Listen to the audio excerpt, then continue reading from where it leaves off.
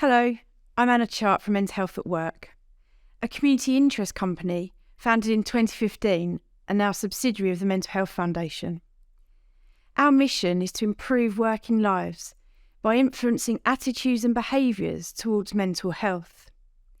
To do this, we design, develop and deliver customised programmes to help to equip organisations of all sizes and industries with the knowledge and skills to understand, manage and promote workplace mental health. Our aim is to empower organisations to normalise conversations about mental health so that they become part of business as usual. In the next 10 minutes, we'd like to raise consideration about situational anxiety, what it is, what the workplace needs to know, and why. We hope to focus your mind on the importance of noticing and acting. To frame today's session, I'd like to start with a couple of definitions, beginning with anxiety. We know anxiety is a diagnosis, most commonly generalised anxiety disorder, where I feel anxious most of the time. The trigger for me is living my life. Situational anxiety is anxiety related to a specific situation. The trigger is something specific, heights, social situations, or flying perhaps. Situational anxiety can't be found in the diagnostic manuals, but at Mental Health at Work, we expect that this will change in years to come. Before the pandemic, when we were looking at the mental health continuum, we thought we had it sussed. We all have mental health, and that we knew that 1 in 4 people in the UK each year were experiencing a mental health issue. And a high proportion of these were people living with a diagnosis of anxiety and/or depression. Clinically, we knew anxiety is a range of anxiety disorders, nouns to describe illness. An illness is something which prevents me from doing what I could, should, and want to do. We are also familiar with hearing anxiety or anxiousness expressed as an adjective. I would describe feeling anxious about a job interview or a first date.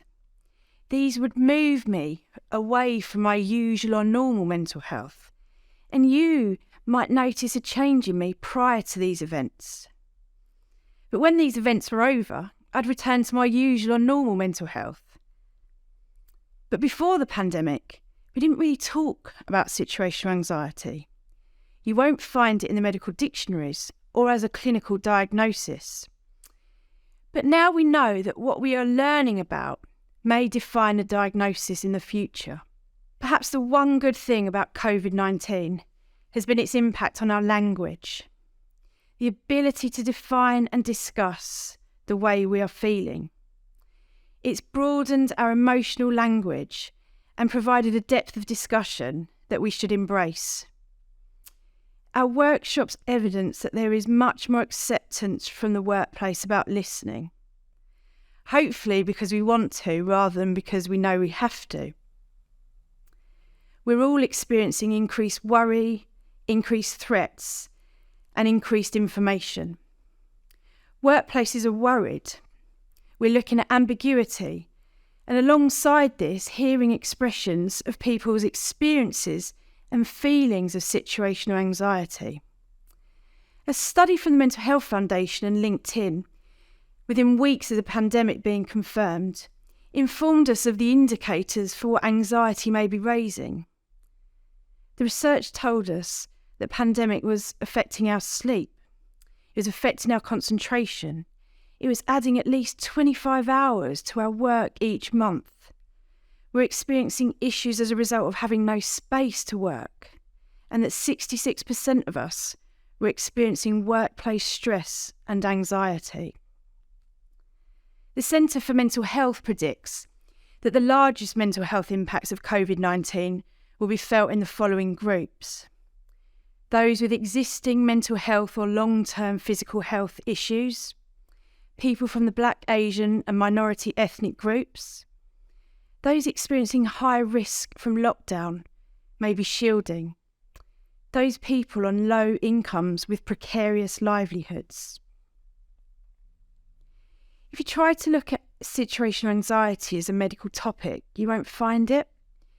But if we listen to the experiences we are hearing at work, it is everywhere and can be described by all of us.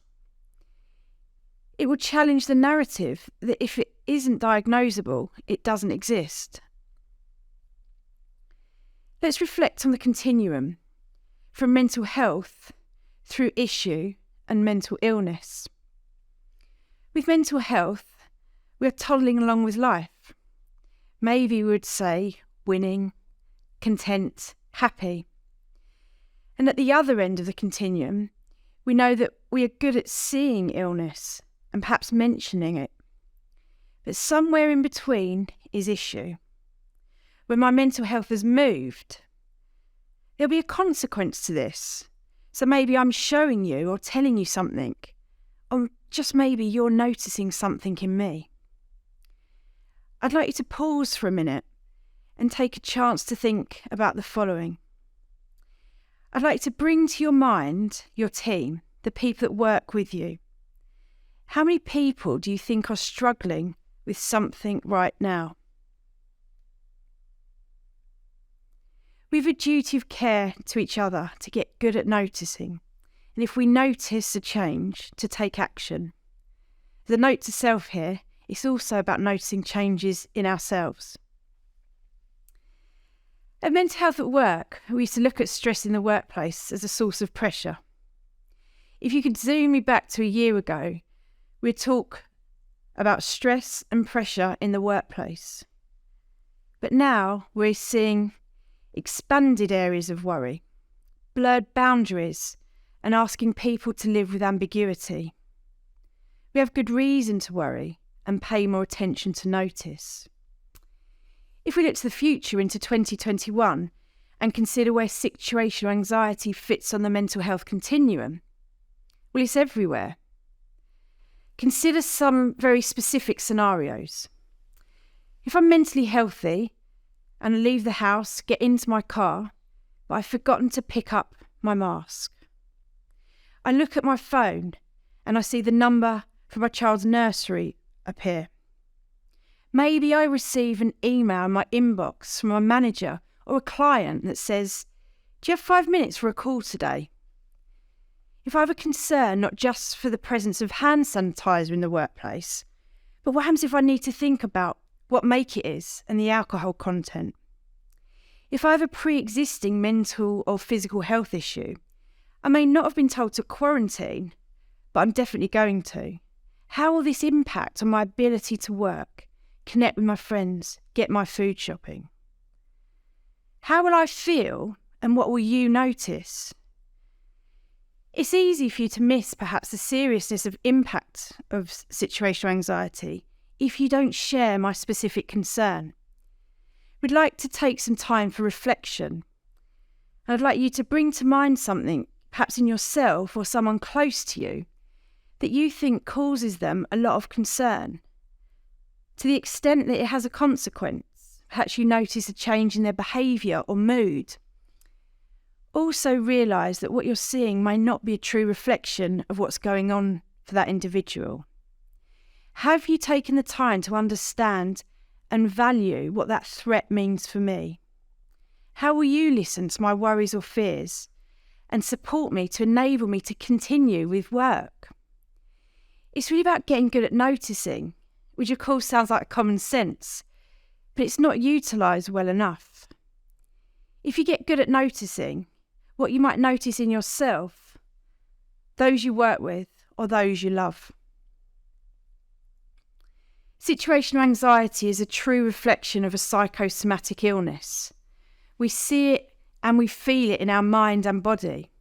We experience nervousness, fatigue, irritability, maybe intense worry, low confidence, maybe an increased need for detail. Maybe you see it in me. Maybe I'm shaky or sweaty. I've got some stomach problems. Maybe I'm disengaged or seemingly inflexible at work. Unless we increase our vigilance, we might miss these important signs and of course the opportunity to have a meaningful conversation. Uncertainty and situational anxiety are here to stay. So what should the workplace do? Perhaps this is a chance for an audit. Here are some questions you can ask yourself. What can you do to increase vigilance in the virtual world? How are you engaging with your people on discussions about mental health? Are there trusting relationships that encourage open and honest discussions? What's your pace of work like right now? And is that pace sustainable? How familiar are you with the signposts available where you work?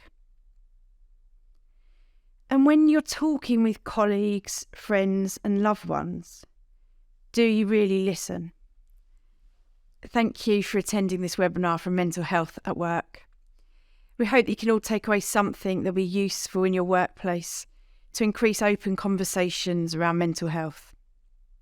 If you'd like to know more or would like a consultation around a programme about mental health for your organisation, then please get in touch. Email us at team@mhaw.uk.com.